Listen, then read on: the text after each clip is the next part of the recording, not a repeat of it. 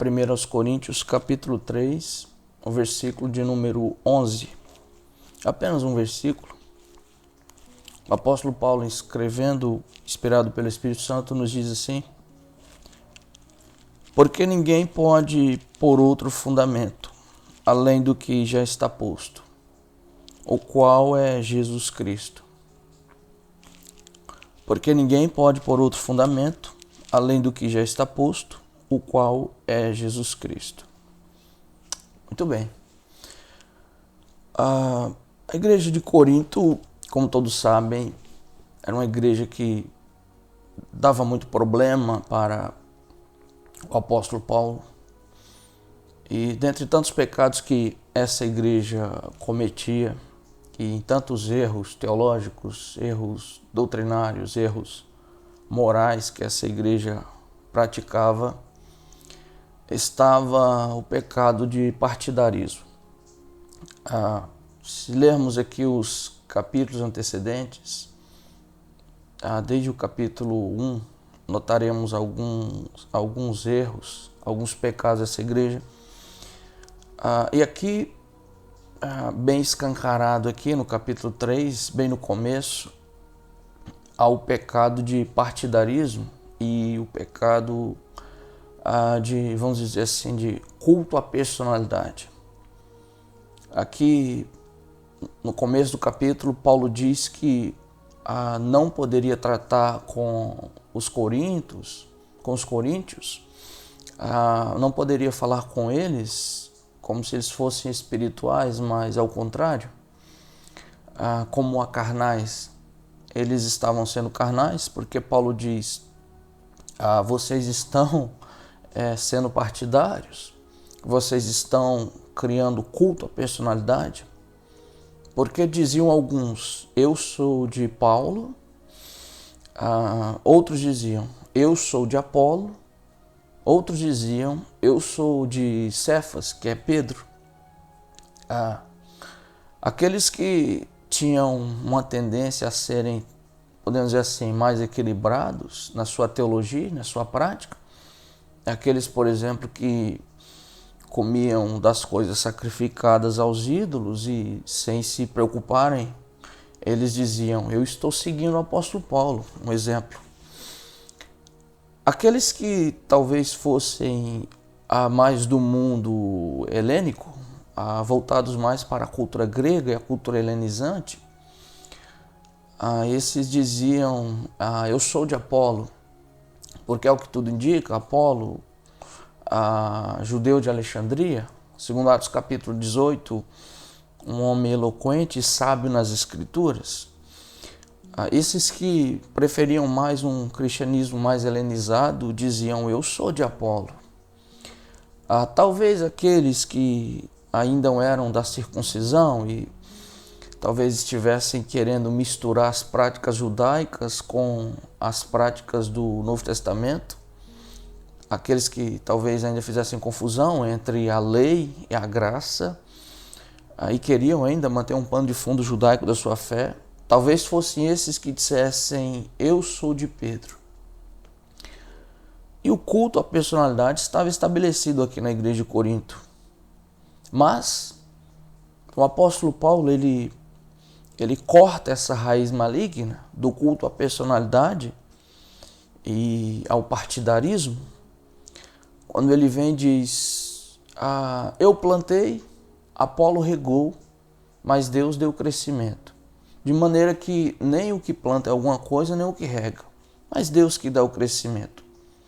Diz isso para que tudo seja para a glória do Senhor. E no versículo que nós lemos, ele faz questão de dizer que ninguém pode pôr outro fundamento, o qual é Jesus Cristo. Não é Paulo, não é Apolo e não é Pedro. É Jesus o fundamento da igreja. É Jesus Cristo o alicerce, é Jesus Cristo a rocha da igreja. Ninguém pode pôr outro fundamento. Não é o fundamento da religião, não é o fundamento das denominações, não é o fundamento das nossas emoções, não é o fundamento do que dizem os homens, não é o fundamento do que estabelece as filosofias contemporâneas, não é o fundamento que estabelece as sociologias do nosso tempo. Não é. Não é fundamento sociológico, não é fundamento religioso, não. O único fundamento é Cristo. Somente Cristo. Nada pode ser acrescentado e nada pode ser tirado. Cristo, Cristo e todo o seu conselho. Paulo teve o cuidado de dizer para eles que ninguém poderia pôr outro fundamento. E ó, querido irmão, por que muitos têm caído? Por que muitos têm esmorecido na fé? Por que a fé de muitos tem se abalado? Porque muitas vezes tem se apoiado em fundamentos alheios e não no fundamento do Evangelho, o qual é Jesus Cristo. Muitas vezes muitos se fundamentam no que a denominação diz. E quando as tempestades vêm, as lutas contra o pecado aparecem, eles caem, recuam, porque eles não estavam aparentemente alicerçados no fundamento na rocha, a qual é Cristo. Outros se fundamentam no testemunho de outros crentes, no testemunho de pastores e outros também se fundamentam em seguir figuras, personalidades humanas fortes, destacadas, personagens da eloquência humana. Outros seguem líderes carismáticos das mídias sociais. E quando esses super líderes caem, essas pessoas também caem juntamente com eles ou ficam muito abaladas.